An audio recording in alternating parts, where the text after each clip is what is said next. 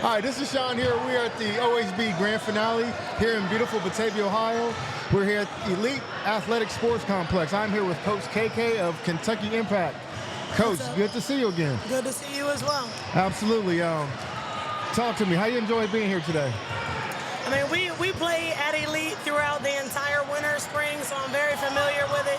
They always run a good tournament, and we had some really good competition this time. So I'm excited about it for our kids, for sure.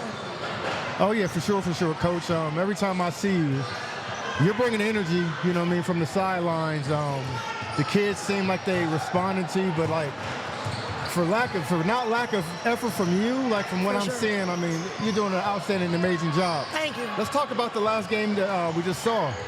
Coach, your team had times where they were up, you know, they're able to make some plays happen. Yeah. And then on the defensive end, you know, they gave up some plays. What are some things that you saw good, and what are some areas of improvement? I would say, for me, I'm going to start out with improvement first. Consistency, right? And that's kind of been my thing throughout the entire spring.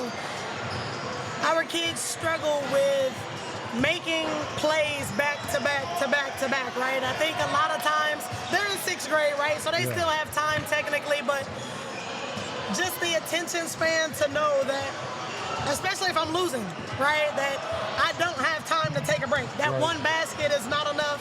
Now I got to turn around and make a defensive play, right, and then do that again, however many times it takes to either get back in the game or, contain the lead or whatever. But I think effort is what I would applaud for us. At the beginning of our spring season, I had an idea of what I wanted out of the team and what I wanted to do. And then we went down to Tennessee and played in the Miracle Classic, I believe. And by the time we came back, I scratched everything. Nobody was diving on the floor. Nobody was, doing the hustle plays. So I literally scratched everything and started there. And so if you don't have effort for me, you're not going in the game. And so I think there was about a handful of guys who were consistent in that effort and intensity. So I would applaud that from them for sure. Look, that is a great message, Coach. I mean, you got to be able to bring the effort, you know what I mean? That's one thing I don't coach. If I have to tell you to go hard, then I'm probably missing out on my X's and O's. So, that's just the thing. It's got to be in you. Yes. You know what I mean? And I think it's something that I had to learn. It's different from when I played, so nobody had to tell me to go hard because my mom couldn't afford college herself. So I had to go make it happen. Whereas I feel like this generation, their parents give them so much to not struggle that they really don't know what it means to work for something. So I'm really trying to punch it into them, like, just go hard, like I don't coach that. And if I have to, you won't play for me. Absolutely. Coach, sometimes I think people forget the only time success comes before work is in a dictionary. They don't even read the dictionary, so.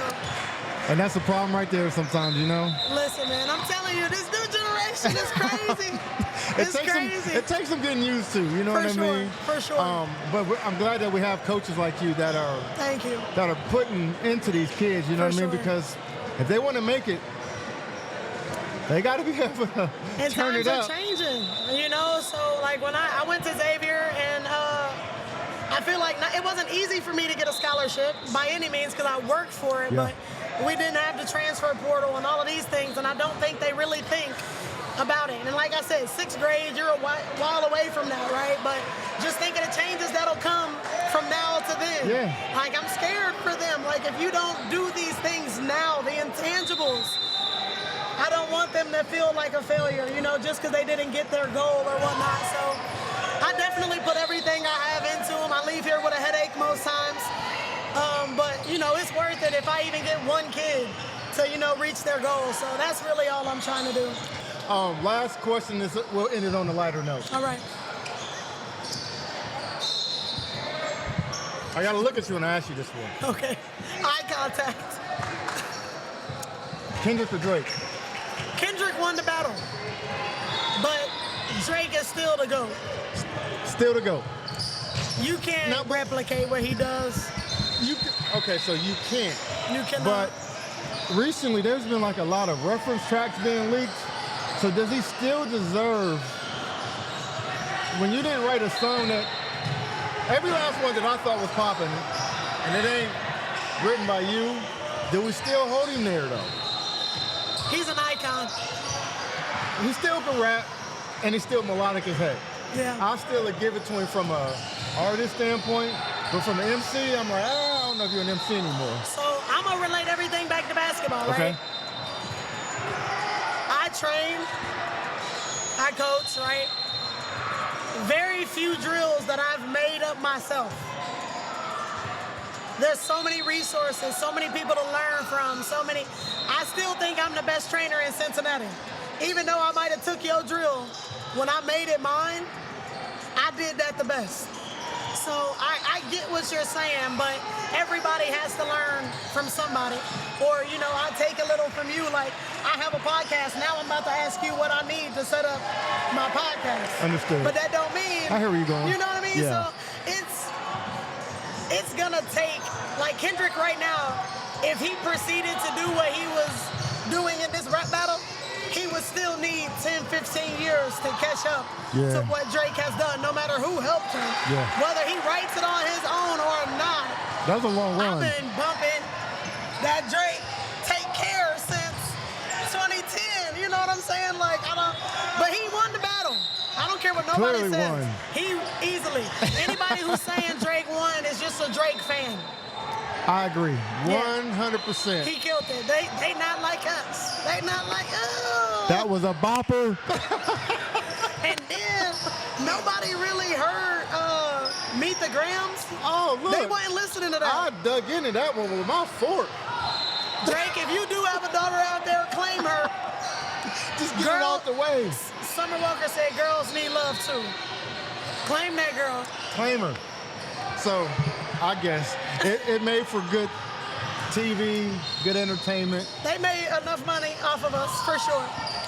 I heard something, I think came from DJ Academics, and I don't know how accurate that dude is, because I don't keep up, and I really don't care, but he said that, like, in a weekend, both of them made 10 hits. Kendrick, those individual diss tracks, made more than people's albums already. Yeah, man. More views and more streams than people's whole entire albums. When you have the entire world tuned in, reposting, like they don't, and just imagine what they made off of social media. People don't think about that. They're not starving. Yeah, man, come on now, that's generational. I seen TikToks from Japan. They not like us, all in the streets. You. It's crazy, man, crazy. It's plenty to go around. Share some of that. I think, man, you need to get in the booth and try to do something there. Oh, I got bars. Look.